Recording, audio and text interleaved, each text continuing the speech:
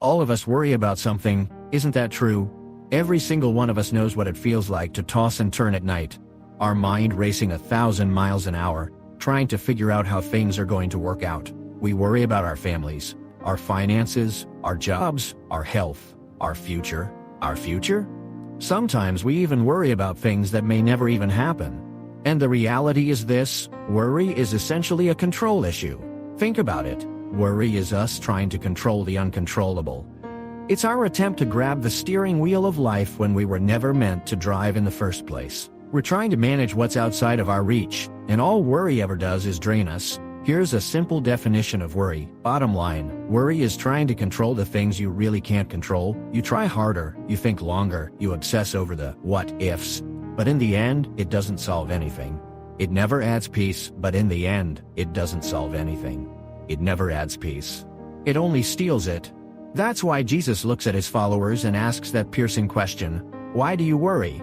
We imagine that if we think about something enough, if we stress about it enough, if we plan for every scenario, then somehow, magically we'll take control of the outcome. But let me tell you the truth. Worry cannot change anything. Worry cannot add one single hour to your life. Jesus himself said it. Can any one of you by worrying add a single hour to your life? The answer is no.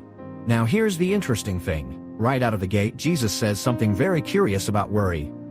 In Matthew chapter 6, in the middle of his great Sermon on the Mount, Jesus tells us not just not to worry, but he points out that when we do worry, we're actually worrying about the wrong things. Did you catch that? Most of us spend all of our emotional energy stressing about things that don't even matter in the big picture, so let's look at his words together. Matthew 6:25, Jesus says, "That is why I tell you not to worry about everyday life, whether you have enough food and drink, or enough clothes to wear. Isn't life more than food, and your body more than clothing?" Do you see what he's saying? Jesus isn't telling you that your needs don't matter. He's telling you your needs aren't the whole story. He's lifting your perspective from the temporary to the eternal. He's saying, don't waste your time worrying about the external things when your soul needs the eternal things. Because let's be honest, we all worry about the day-to-day. We worry about what we're going to eat, how the bills are going to be paid, what we're going to wear, where we're going to live, what people think about us, what will happen tomorrow, next week, next year. And Jesus says, stop. If it's not going to last for eternity, don't let it steal your joy today. Don't let it dominate your thoughts. And then he says something powerful. If you really want to worry about something, then worry about eternity. If you just have to obsess over something, make it the kingdom of God. Because at the end of the day, eternity matters far more than anything else. Now watch how he shifts our focus. Verse 26, look at the birds. They don't plant or harvest or store food in barns, for your heavenly Father feeds them. And aren't you far more valuable to him than they are? Isn't that beautiful? Jesus points to creation, to the sparrows in the air, and he says, if God feeds them, won't he feed you? Don't miss this. If your heavenly Father provides for the smallest bird that has no plan, no savings account, no refrigerator, no grocery list, how much more will he take care of you, his child, made in his image, bought with his blood? And then he takes it further, verse 28, and why worry about your clothing? Look at the lilies of the field and how they grow. They don't work or make their clothing. Yet Solomon in all his glory was not dressed as beautifully as they are. Come on somebody. Jesus is saying, look at the flowers. They don't stress, they don't toil, they don't spin. Yet God clothes them in splendor more glorious than the greatest king who ever lived. So if God takes care of wildflowers that are here today and gone tomorrow, don't you think he'll take care of you, who are eternal in his eyes? Here's the point. Worry is not just a bad habit. Worry is actually misplaced faith. It reveals that we've shifted our trust off of God and placed it onto ourselves. It reveals that we've started relying on our own strength, our own wisdom, our own control, rather than trusting the one who already holds tomorrow in his hands. That's why Jesus brings it all together in Matthew 6:33. Seek first the kingdom of God above all else, and live righteously, and he will righteously give you everything you need.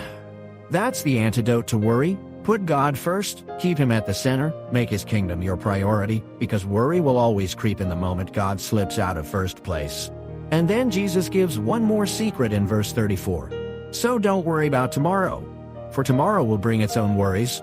Today's trouble is enough for today. Do you hear that?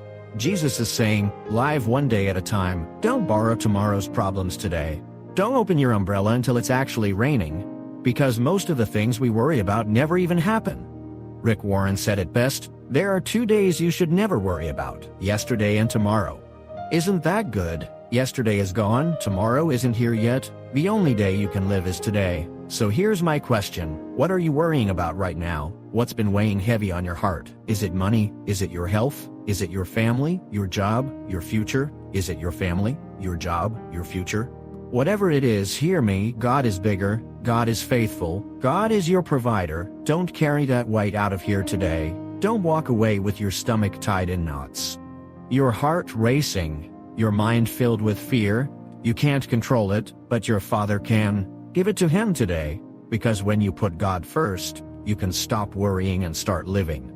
Solomon, in all of his glory, was not dressed as beautifully as they are. And if God cares so wonderfully for wildflowers, flowers that are here today and gone tomorrow, thrown into the fire the next day, don't you know He will certainly care for you? Why then, Jesus asks, do you have such little faith? Think about that. Jesus goes on and says, can all of your worries add a single moment to your day? What a question. Can worry make you taller? No. Can it make you shorter? No. Worrying doesn't make you thinner, although I think some of us wish it would, but it doesn't. It doesn't make you smarter, it doesn't make you stronger, and it definitely doesn't make you live longer. So why do we do it? Why do we waste all that energy on something that can't change a single thing? Jesus is so clear, worry can't add a single moment to your life. In fact, it does the opposite. Worry steals from you. It robs you of joy. It destroys the peace that God wants you to live in today. It chokes the very life that God has given you to experience right now. And let's be honest, worry doesn't fix yesterday. No matter how much you replay the past, you can't change it. It's done. And worry doesn't secure the future either. No matter how many sleepless nights you spend stressing, you can't control tomorrow. So if you can't change the past and you can't control the future, why do you waste today with worry? That's the question Jesus is driving home. Now, this is where it gets really good, because Jesus doesn't just tell us what not to do. He gives us the antidote, the medicine for worry. And notice this, He doesn't say the solution is willpower. He doesn't say, just try harder not to worry. No, because you've tried that, haven't you? You've told yourself, I shouldn't worry, I've got to stop worrying, I'll stop. But it doesn't work. In fact, the more you tell yourself not to worry, the more you seem to worry. That's the trap. Willpower alone can't silence worry. So what's the secret? What's the cure Jesus gives us? It's so simple but so powerful. The way to stop worrying is not to try harder, it's to know God better. The more you know who He is, the less you'll live in fear. Look again at His words in Matthew 6:31-32. Jesus says, don't worry about these things. What will we eat? What will we drink? What will we wear? These things dominate the thoughts of unbelievers, but your Heavenly Father already knows all of your needs. Did you catch that? Jesus says, worry dominates the thoughts of unbelievers. People who don't know God, people who don't understand His heart, they live in constant stress, constantly chasing after what they'll eat, what they'll wear, where they'll live. But not you. Not a child of God, because you're not an orphan, you're not abandoned, you're not left on your own to figure everything out. You have a Father, a Heavenly Father, who knows everything you need before you even ask Him. And listen, He's not some angry judge sitting in heaven waiting for you to mess up so He can punish you. No. He's a loving Father, full of compassion, deeply interested in every single detail of your life. He cares about your family. He cares about your finances. He cares about your job, your health, your dreams, your fears. Nothing is too small for Him. Nothing is overlooked. So the bottom line is this: worry fades the moment you know your Father better. Fear loses its grip when you realize just how faithful, how generous, how good your God really is. That's why Jesus says, seek first the kingdom of God and His righteousness, and all these things will be added unto you. Put Him first. Trust Him completely, and you'll find out you never needed to worry in the first place. Everything about you, God knows it. He knows your needs before you even whisper them, and not only does He know, it brings Him joy to step in and help you. The truth is, God may already be providing for you day after day in ways you don't even see. You think, oh, that was just luck. That was just good timing. That's because I worked so hard. No, no, no, no, no. What if it wasn't chance at all? What if it wasn't just your skill or effort? What if it was God, your heavenly Father, lovingly watching over you, opening doors for you, protecting you from dangers you never even knew were there, putting the right things in place at the right time just for you? See, if you're going to stop worrying, you've got to put God first in every single area of your life. He can't be second place. He can't be halfway down your list. He must be number one. Jesus made it crystal clear in Matthew 6:33 when he said, "Seek the kingdom of God above all else, and live righteously, and he will give you everything you need." Did you hear that? That's not just good advice, that's a promise, a divine guarantee straight from the mouth of Jesus himself.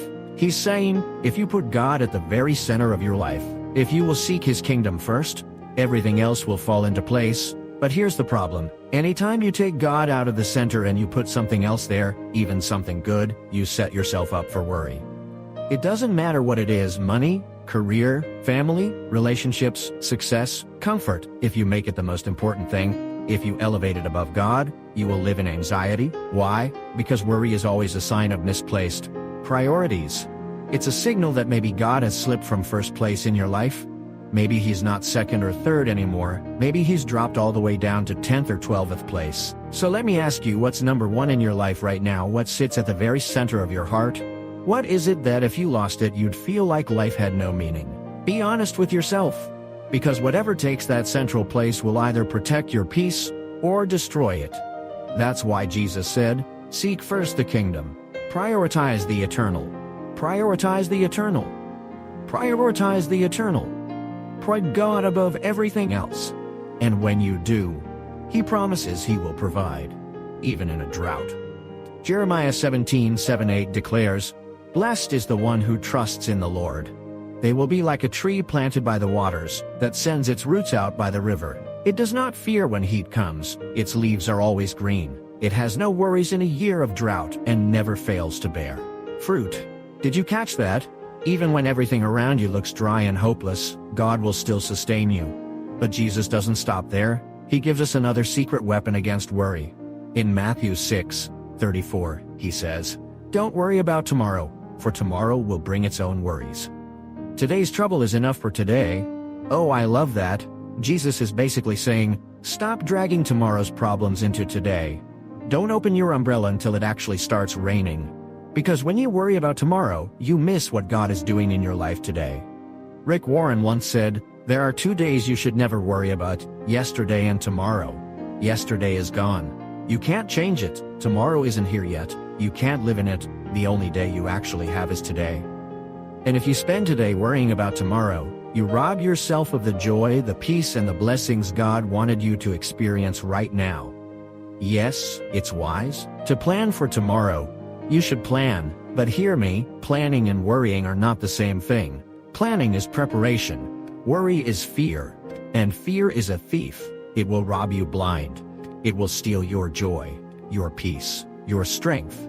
So let me ask you, what are you worried about right now? Be real with yourself. Is it your health, your finances, your family, your future, your past mistakes? Whatever it is, Jesus is inviting you to hand it over right now. Don't carry it any longer. Don't leave here with your mind racing. Don't walk out with your stomach in knots. Don't drag that heavy burden another step. Because yes, it may be beyond your control, but it is never beyond God's control. But it is never beyond God's control. So here's the invitation, give it to him right here, right now, whatever it is, surrender it, release it. Say it out loud if you have to. Father, I trust you with this. I can't handle it, but you can. I can't fix it, but you can. I can't control it, but you already have it under control. And when you do, you will taste a peace that worry could never give. You will experience the freedom Jesus promised when he said, "Come to me, all who are weary and burdened, and I will give you rest."